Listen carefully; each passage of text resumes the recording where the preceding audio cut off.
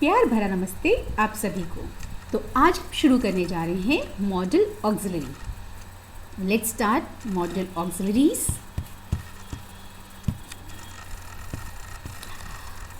Model auxiliary which are also known as with the name of anomalous finites.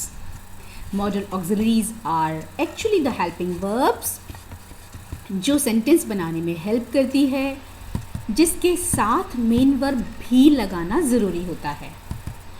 अब कुछ helping verbs ऐसी होती हैं जैसे इज़, एम, हार, जो जनरली हम यूज़ करते हैं, वो डायरेक्ट भी यूज़ की जा सकती हैं मेन वर्ब के रूप में। जैसे शी इज़ अ टीचर, तो ये हेल्पिंग वर्ब जो डायरेक्ट यूज़ की जा सकती है। और कई बार शी इज़ ईटिंग फूड, तो इसमें मेन वर्ब के साथ काम में ली गई है। ऐसी वर्ब्स को हम जनरली टाइम जोन्स बताने के लिए काम में लेते हैं।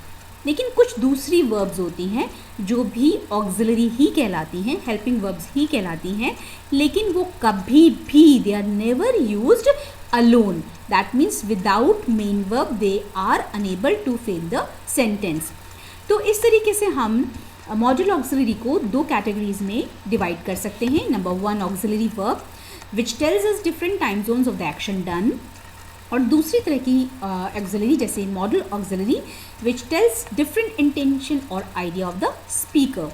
यानी वो ऑक्सिलरी वर्ब्स यानी वो हेल्पिंग वर्ब्स जो हमें स्पीकर के नोशन को बताती हैं, विचारों को बताती हैं, थॉट्स को बताती हैं, उसके इरादे को बताती हैं कि वो किस इरादे, किस विचार से वो बात कह रहा है, तो वो helping verbs model auxiliary verbs कहलाती हैं।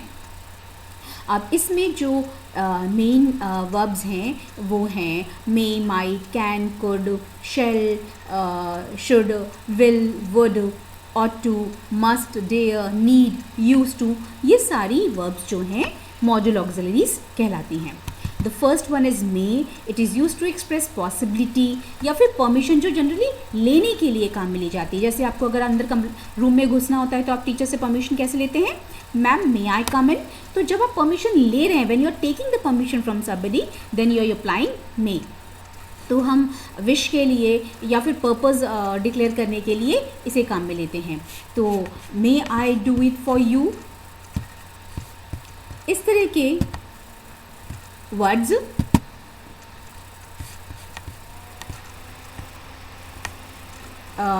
कहे जाते हैं। अब may I do it for you, may you live long wish को शो कर रहा है। He work so hard that he may pass, ये पर्पज़ को शो कर रहा है या फिर पॉसिबिलिटी को शो कर रहा है। नेक्स्ट है हमारा कैन। कैन हमेशा कैपेबिलिटी को, पावर को, एबिलिटी को दिखाता है कि उसमें कितनी शक्ति है, उसमें कितनी क्षमता है काम को करने की। तो हम वो जनरली कैन से शो करते हैं। जैसे I can swim across a river.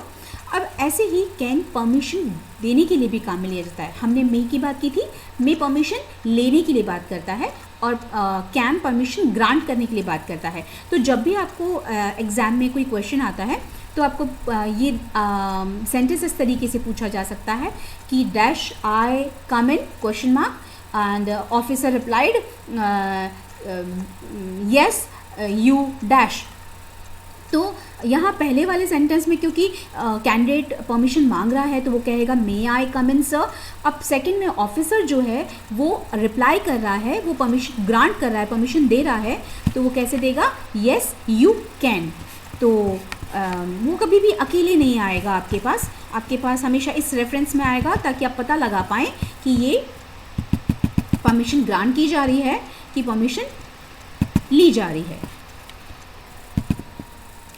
अब इसके बाद हमारा अगला है माइट। माइट मे का पास्ट फॉर्म होता है, यानी जहाँ जहाँ हम माइट यूज़ करते हैं उसके पास्ट फॉर्म में हम मे अप्लाई करते हैं, और ये जो बहुत कम संभावना होती है वहाँ भी काम में लिया जाता है। तो he might win a price, इसका मतलब ये हुआ कि बहुत कम संभावना है उसके प्राइज़ की जीतने की, इसलिए यहाँ पर he might win a price कहा गया है। अब आपको जब मॉडल ऑक्सिलरी में ये क्वेश्चन आएगा तो ये कभी भी इस तरीके से नहीं आ सकता he might win a price. यहाँ कोई ना कोई सेंटेंस और एडिशनली ऐड किया हुआ होगा जिससे आपको ये क्लियर किया जाएगा कि उसकी पॉसिबिलिटी बहुत कम है। जैसे अगर ये कहा जाए कि there are no clouds in the sky it dash rain, तो नो क्लाउड्स है, डार्क क्लाउड्स नहीं है, तो फिर रेन की पॉसिबिलिटी काफ़ी कम है, तो ये कहा जाएगा इट माइट रेन। तो इस तरह के हिंट वर्ड्स या हिंट पार्ट आपके पास सेंटेंस में गिवन होगा। He work so hard that he might pass, इसमें पॉसिबिलिटी पास्ट फॉर्म बताया है मे का कि वो उसने बहुत कठिन मेहनत किया है। वर्कड लिखा है, इससे पता चलता है कि पास्ट फॉर्म है। तो ही वर्क सो हार्ड, सो ही में पास का पास्ट फॉर्म बना he worked so hard that he might pass. अब अगला है हमारा कुड। कुड जो है वो पास्ट कैपेबिलिटी के लिए काम में लिया जाता है, यानी पास्ट में हमारी जो क्षमताएं रही हैं उसे बताने के लिए जब काम में लिया जाएगा तो हम कुड इस्तेमाल करेंगे। और पोलाइट रिक्वेस्ट करने के लिए, यानी विनम्रता पूर्वक हमें किसी को कुछ कहना है तो हम कुड यूज़ करेंगे। पोलाइट रिक्वेस्ट के लिए वुड भी अप्लाई किया जाता है और कुड भी अप्लाई किया जाता है।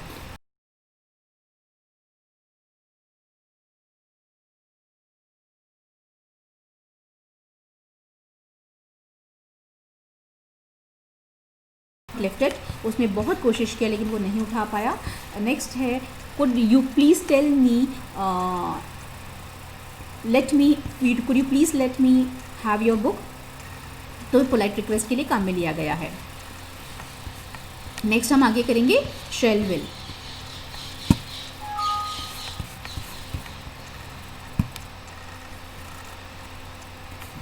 सो अब अगले वाले वीडियो में देखते हैं कि शैल विल और शुड वुड का यूज़ कैसे होता है।